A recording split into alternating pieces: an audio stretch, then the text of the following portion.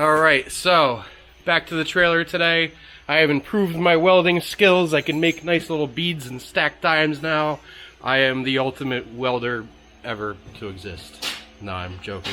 But I am actually. I've improved a lot in the last couple days with it. So this aluminum bar here fits perfectly inside here. I cut it and it goes right here. Oh yeah, look, I made like a little stick figure weldy guy there. Let me see. Look at that thing. I don't even know if it's showing up on camera, but woo, yeah. So anyway, no, I could make some decent looking stuff anyway. But yeah, so this bar here fits perfectly in here, sits on top of the frame rails. I'm gonna weld that in and bolt it in with grade 8 bolts, and then this tunnel right here, I'm gonna take a piece of aluminum like this here, and it's gonna go in this tunnel like this. It's gonna sit on top of that one, and it's gonna be welded to that, and it's also gonna have a bolt going through it, and this is gonna sit like that or something like right around there. We're gonna put some like spacers right up here, something to fill in there, and we're gonna have a bolt that goes all the way through, a couple bolts that go all the way through and hold that in place. These guys right here, some nice grade 8 bolts, and then I'm gonna have, to get it to the right height of the receiver, another piece of aluminum up here. Same type of square tubing here, this 1/4 inch stuff, nice thick square tubing, is going to start up here, and it's going to sandwich this part of the tunnel in between these two pieces, and it's going to continue along until it goes to the right distance to get 15% of the trailer weight on it, at which point we will install this ball receiver here. That was Jay's nickname in college. And this is going to attach to here. I just ordered my air suspension. It should be here shortly, and that will be going on the NSX as well. And I have my wheels, which are going on.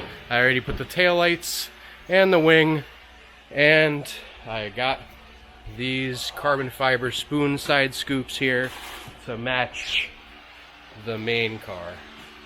So stay tuned, that's all coming up next. Alright, so underneath the trailer here, and here's that bar right here, and it's this piece of aluminum that's going to sit across, and the tongue is going to be welded and bolted to that. So now you guys get to watch my awesome welding skills. This is going to, let me see here, be put right here, just like that, so it can push up against the cab. So you guys get to see my awesome welding skills. Let's do it. Okay, welcome to How Not to Weld. I'm your host, Chris Cutt, NS Extra, and this is how not to weld. Now, I just sharpened down the tungsten, and I've cleaned the aluminum already to it's a matte finish with a nice brass brush. It's brand new. And I have my gas turned on, and actually the camera is sitting on top of the gas valve right now. But yeah, so I'm going to weld these blocks to it. So I cleaned it all the way around, and this is my first attempt ever at welding 1/4 inch aluminum, and that's what this bottom main piece is. This part on top is not 1/4 inch, that is like 1/8 inch. So what I'm going to do first is I'm going to try to heat up the main part. Now this is cold, and aluminum likes to transfer heat pretty good. It's a good heat sink. So once I put my heat down here, I'm going to try to get a puddle on there, and then I should be able to aim the arc up towards the piece, these little blocks that I'm trying to weld on top.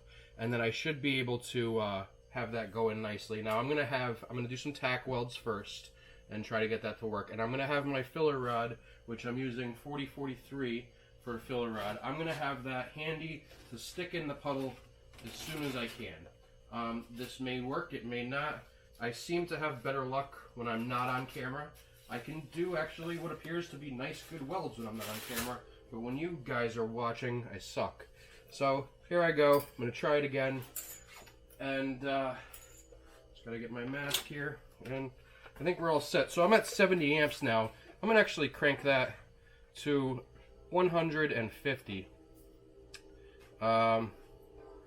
Because, well, let's see. We got, yeah, it's saying I should go from 120 to 205. That's the range I want to be in. So, you know what, I'll do it at 125 amps and see how that works. So first thing I'm going to do is aim my arc right down here to try to get a spot weld, and then I'll bring it up.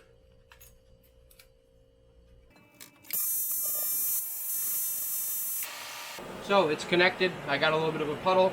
That's one. I don't trust. Oh, I just noticed myself. I pulled my stick away. I'm sorry, my electrode away, and the gas was still flowing. That's not good. That's how not to weld. So we'll do that again.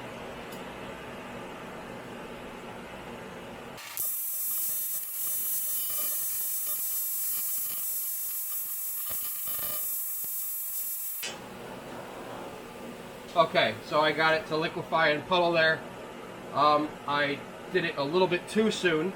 It is tacked now, it is good, it will hold. But I got too much of a glob to come off of my filler rod there, and then I had to keep trying to kind of melt it down to blend it in. So anyway, that's my first 2 tack welds there.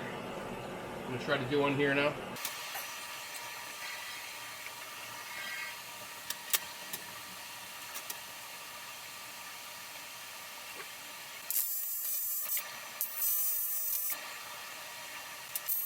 Alright, so the next thing I did was touch my tungsten to the aluminum, and that's how not to weld, with your host Chris Buck. Alright, so now I'm going to turn this off while I go clean my tungsten.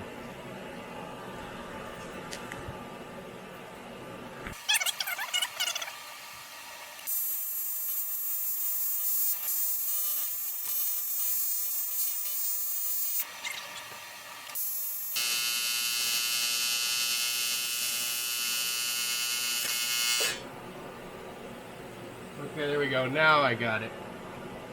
So, I'm going to try to use a little bit more heat to flatten down this first one here. See if I can show you that. So these are my ugly spot welds right there. But they're bridged nonetheless, and there was penetration. So I will try this again. Alright. So now I'm going to try to make a bead go across the whole thing.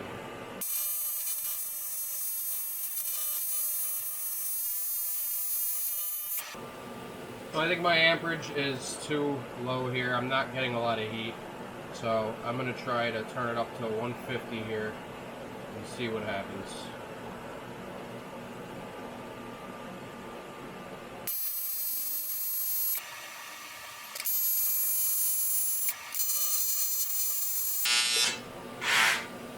Okay, so I'm really embarrassed about that weld, and I hope that the camera doesn't pick it up. That did not work out, but I mean, it's probably a strong weld. It's just ugly. I just can't do that stacked dimes things that your other average welders can do. I'm very below average here. I'm gonna try it again right here. The biggest part about welding is being comfortable. I can't put my legs under here because my welders are here. This is like a kitchen cart made out of stainless, and I have a piece of aluminum that's all flimsy on here, and it just sucks. So, and I'm learning.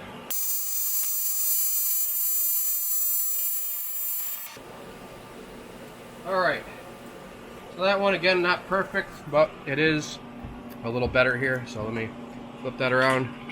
That one's not so bad. That one I actually have a little bit of uniformity here. Here it started getting really hot and they started flattening out. So I tried to let off the throttle, but my throttle control is still not great. But nonetheless, I got penetration, I saw puddles, and I was able to do close to a 50% overlap there. Getting this camera to focus is an issue. But yeah, there you go. So, not horrible. Right there, I needed some work. And I was able to add some filler rod in and let off the throttle at the end to try to stop cratering and cracking. And I stayed there, I believe, until the gas finished coming out, or at least for a little while, until it almost did. So, yeah, let's do the next one.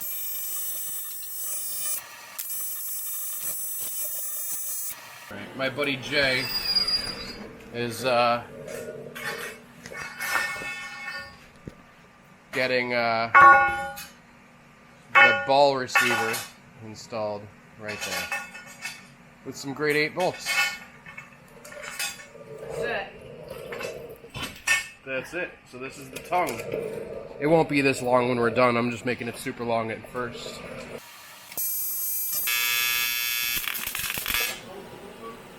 So when you're learning, apparently you hit tungstens a lot if you're not careful. So let me turn this off. I'll go clean the tungsten again. Left a bunch of black soot here, so I'm going to clean that off with the wire brush and sharpen the tungsten. It's clean, and I'm going to try it again. I had a couple nips. Maybe that'll help. I think that might be the secret to the puddle control.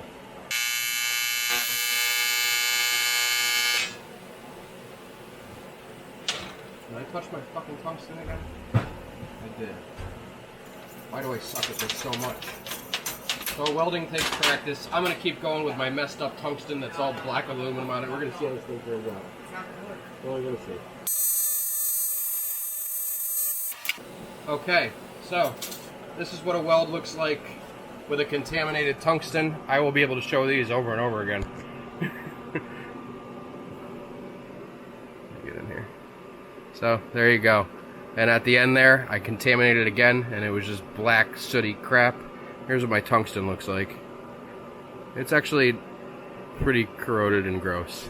And it's bluing and turning black, and yeah. But nonetheless, I think I made a strong weld. I wouldn't want to build a bridge with it or anything, but it'll hold for what I'm doing.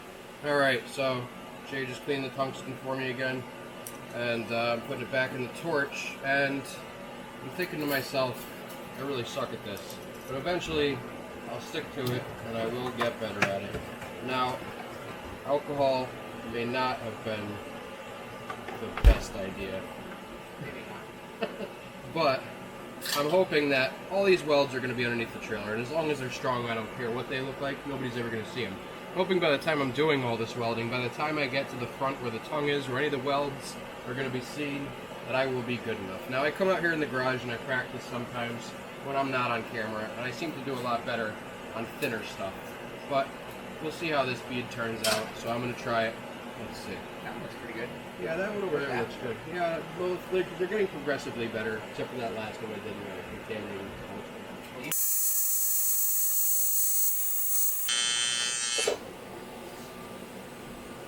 Alright, so again, I pulled away my gas. I always forget to do that. There's so much to do and so much to remember when you're doing TIG welding. It's not like stick welding. Not that I'm the best stick welder in the world, but that is a lot easier than TIG welding. Alright. So, here we go. Here's this. So, I could practice on these before I embarrass myself on camera. And I could have just done a few welds on some scrap aluminum that I have there. And then they all would have came out like this or better. So, if I were to put my glove on here, which I'll do right now, and just flip this over, I'll show you in succession what they look like. So, when the aluminum was cold and I hadn't had a warm up, no pun intended, just I wasn't warmed up and neither was the aluminum. That's my first ugly weld. Now it did penetrate and I did 2 passes over it. In there a little bit you can see where I started to be able to do it, but I wasn't really getting the hang of it. I noticed at my friend's shop, when I sit down at his bench, which isn't a flimsy thing made out of aluminum, I do a little better. That's attempt 2. I was able to stack dimes a little bit here. I know that's not the important thing. Over here is attempt 3. That's what you guys saw where I contaminated the tungsten for, I believe, the 2nd and 3rd time, maybe 3rd and 4th time, I don't remember. And then here's the last one I did, which is a lot better. It's not a straight line by any means. And I can go over it again with the welder, with the electrode, and I can neaten it up, but I'm not going to. It's strong, and you're not going to see it. So that's all that matters. And none of this is necessary because all this stuff's going to be bolted together anyway, but it was just to kind of hold it so that we could bolt it. And I figured I might as well make beads go all the way across. Anyway, I'm pretty happy with the 2 on this side. If I could keep it up and progressively get better, then that'd be great.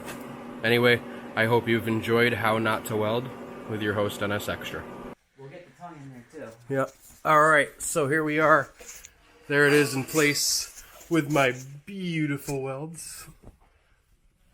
Notice I put the nice welds facing down and the ugly welds up on top. But those push right against here, and then here's the tongue coming in.